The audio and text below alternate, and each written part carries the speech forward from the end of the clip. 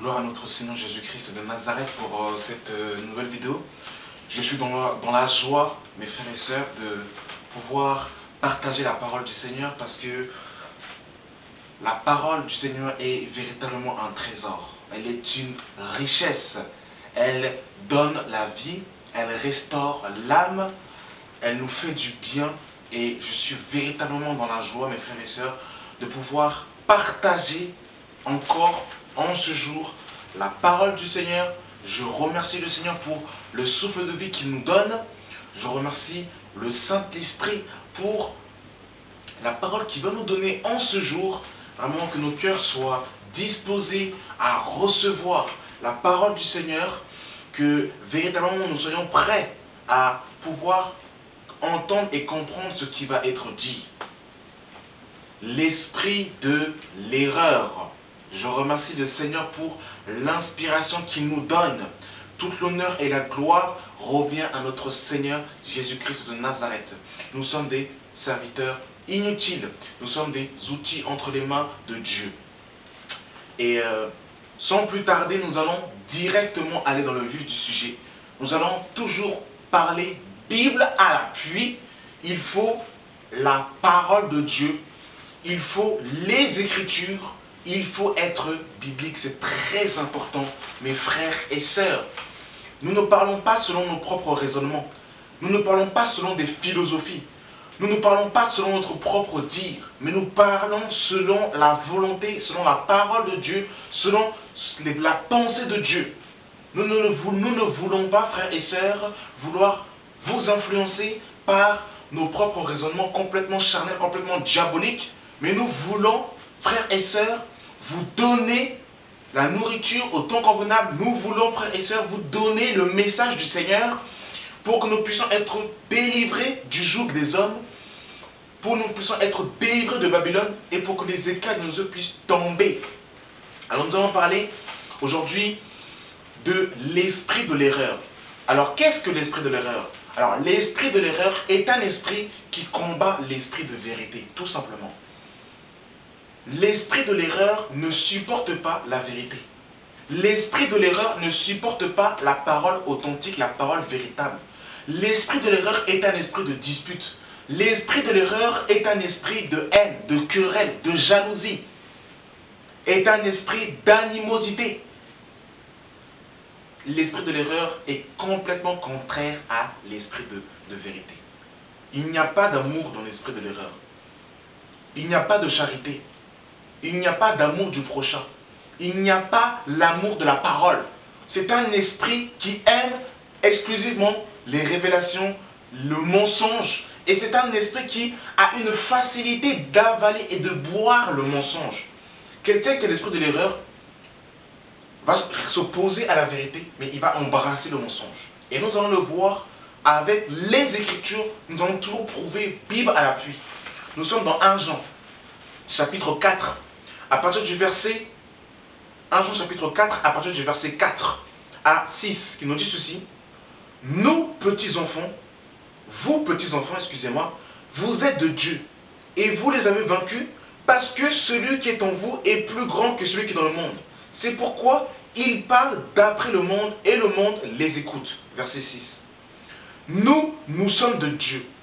Celui qui connaît Dieu nous écoute.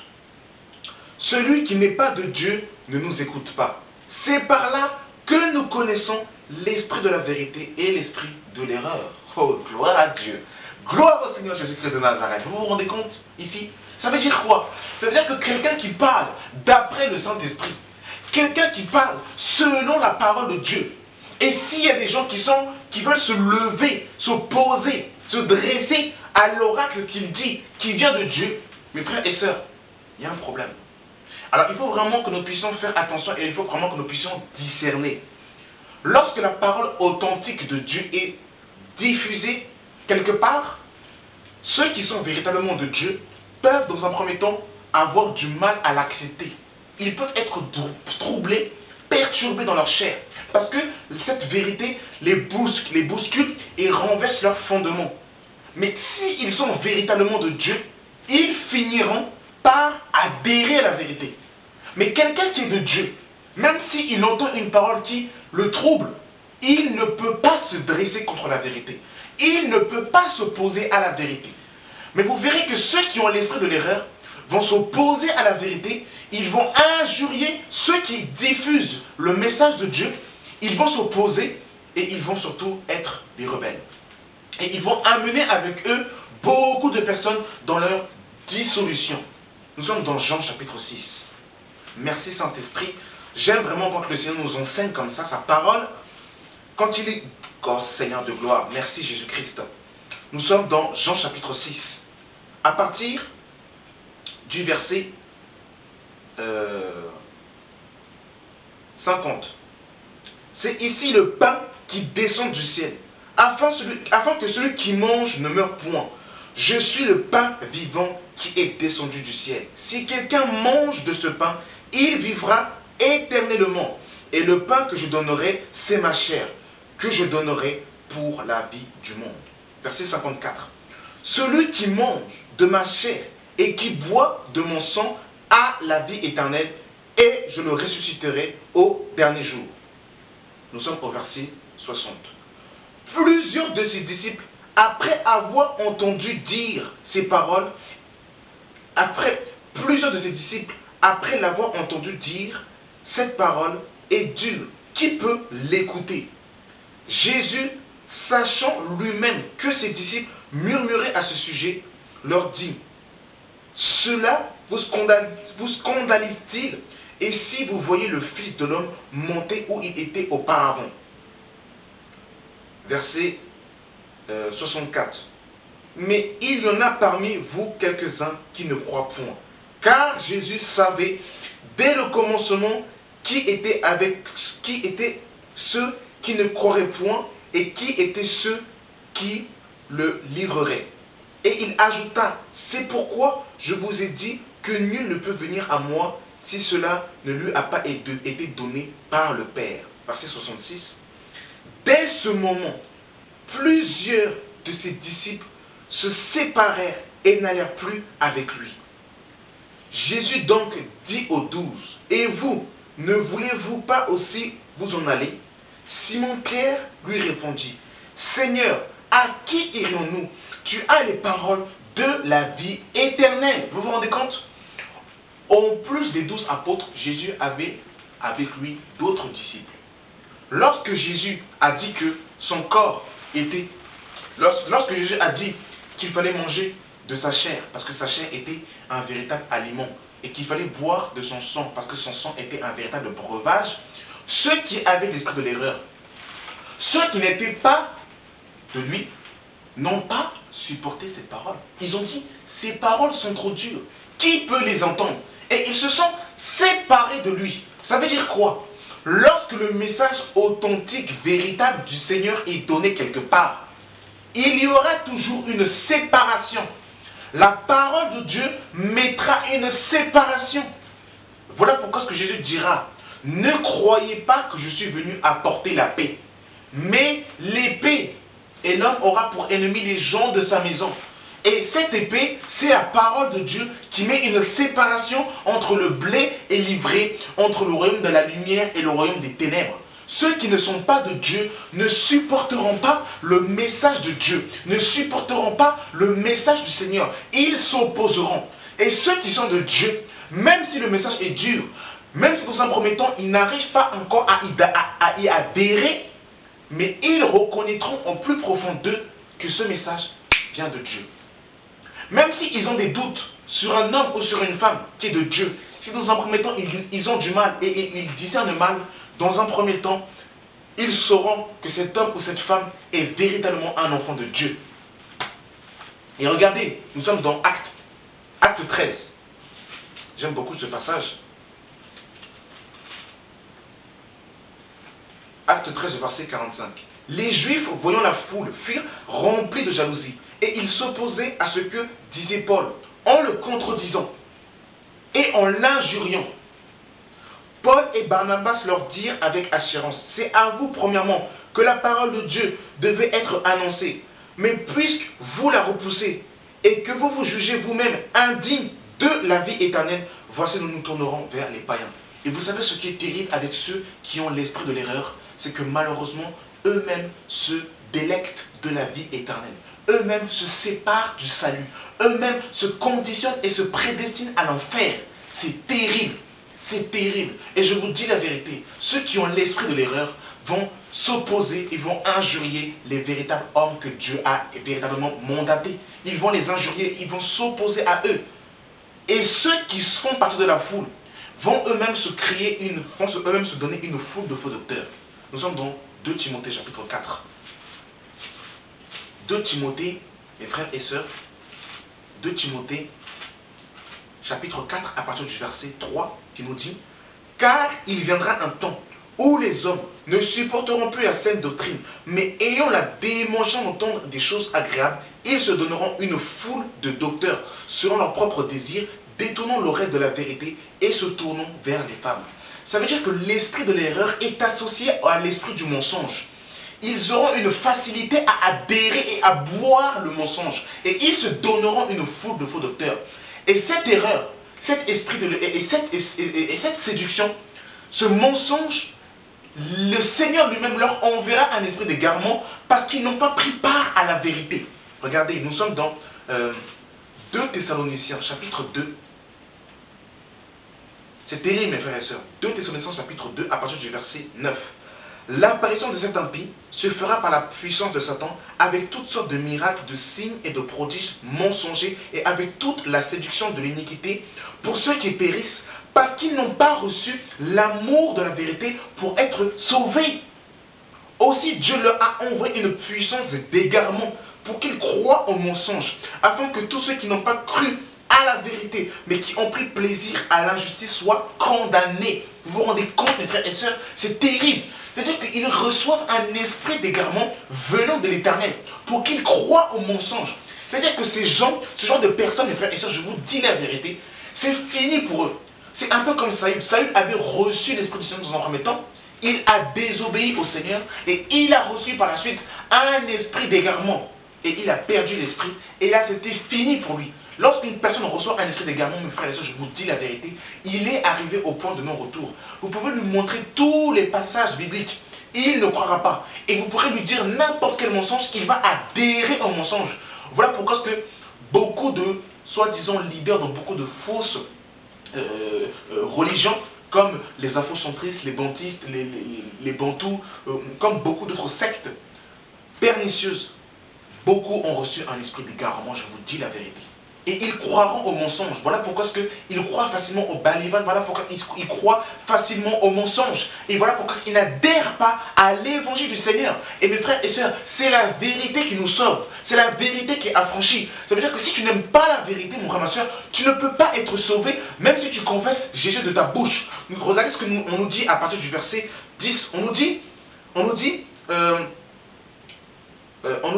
et avec toutes les séductions et l'iniquité pour ceux qui périssent, parce qu'ils n'ont pas reçu l'amour de la vérité pour être sauvés. Ça veut dire, mon frère, ma soeur, l'amour que tu as pour la vérité peut te sauver. Si tu n'aimes pas la vérité, tu iras en enfer, mon frère, ma soeur. Nous sommes dans 2 Corinthiens, chapitre 11, à partir du verset 13. On nous dit, ces hommes-là sont de faux apôtres, des ouvriers trompeurs déguisés en apôtres de Christ. Et cela n'est pas étonnant, puisque Satan lui-même se déguise en ange de lumière. Il n'est donc pas étrange que ces ministres aussi se déguisent en ministres de justice. Leur fin sera selon leurs œuvres. Vous vous rendez compte? Satan a enrôlé dans justement cette équipe de personnes qui aiment le mensonge, il a enrôlé de faux apôtres, de faux ministres. Vous vous rendez compte? Pour divulguer le mensonge, pour profaner le mensonge. Vous vous rendez compte? Est-ce que vous vous rendez compte? Nous allons encore aller plus loin. Oh mes frères et sœurs, c'est terrible. Nous sommes dans 2 Pierre. 2 Pierre chapitre 1. Vous allez voir ce que la parole dit, comment c'est terrible.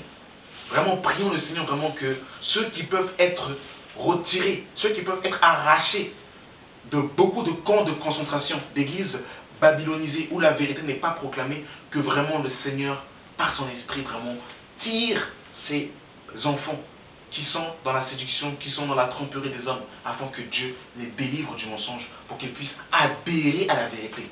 Nous sommes dans 2 Pierre chapitre 2 à partir du verset 1. Il y a eu parmi le peuple de faux prophètes et il y aura de même parmi vous de faux docteurs, comme nous l'avons vu dans 2 Timothée chapitre 4 à partir du verset 3, que les hommes se donneront une foule de faux docteurs. Voyez-vous, parmi vous de faux docteurs qui introduiront des sectes pernicieuses et qui rogneront le maître qui les a rachetés, attireront sur eux-mêmes une ruine soudaine. Plusieurs les suivront dans leur dissolution et la voie de la vérité sera calomniée à cause d'eux. Par cupidité, ils trafiqueront de vous au moyen de paroles trompeuses, eux que menacent depuis longtemps la condamnation et dans la ruine ne sommeille point. Regardez ce que l'apôtre Pierre va nous dire par la suite, mes frères et sœurs, c'est terrible. Verset 12 de 2 Pierre 2. Mais eux, semblables à des brutes, qui s'abandonnent à leur penchant naturel et qui sont nés et pris pour être détruits. C'est-à-dire qu'ils se sont eux-mêmes destinés en enfer. Ils ont eux-mêmes pris leur billet pour aller directement tout droit en enfer. C'est-à-dire qu'ils sont nés et prêts pour être détruits. Ce n'est pas Dieu qui les a envoyés en enfer. Parce que, à la base, le lac de feu n'avait pas été créé pour les hommes. Lisez donc, à partir de Matthieu chapitre 25, à partir du verset 42, vous verrez qu'à la base, le lac de feu avait été préparé pour le diable et ses anges. Mais comme les hommes ne veulent pas la volonté de Dieu, ils iront dans cet endroit. Et ces hommes qui ont l'esprit de l'erreur, ces faux ministres aussi justement, ces faux docteurs, ces faux prophètes justement, se sont eux-mêmes préparés et conditionnés en enfer. Vous vous rendez compte? Ils parlent d'une manière injurieuse de ce qu'ils ignorent, et ils périront par leur propre corruption, recevant ainsi le salaire de leur iniquité. Ils trouvent leur délice à se livrer au plaisir en plein jour. Hommes tarés et souillés, ils se délectent de leur tromperie en faisant d'enchères avec vous. Ils ont les yeux pleins d'adultère et insatiables de péché. Ils amorcent les âmes mal affermies et ont le cœur exercé à la cupidité. Ce sont des enfants de malédiction. Verset 17. Ces gens-là sont des fontaines sans eau, des nuées que chasse un tourbillon, l'obscurité des ténèbres leur est réservée.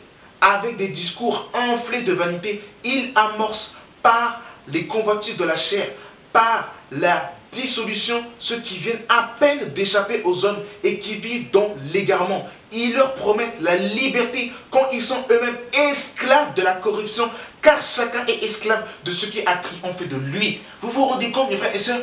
C'est-à-dire que Jésus va dire clairement dans Matthieu 15, il va dire, un aveugle qui conduit un aveugle, les deux tomberont dans un trou.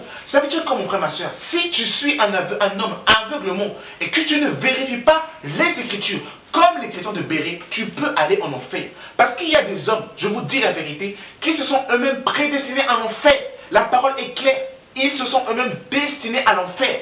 Ils donneront des messages impies, des messages pernicieux, des fausses doctrines, des doctrines de démons pour conditionner les chrétiens et les ramener en enfer. Si vous ne vérifiez pas les Écritures, comme les chrétiens de Béret, je vous dis la vérité, vous irez en enfer. Voilà pourquoi vous devez lire la parole, vous devez la méditer.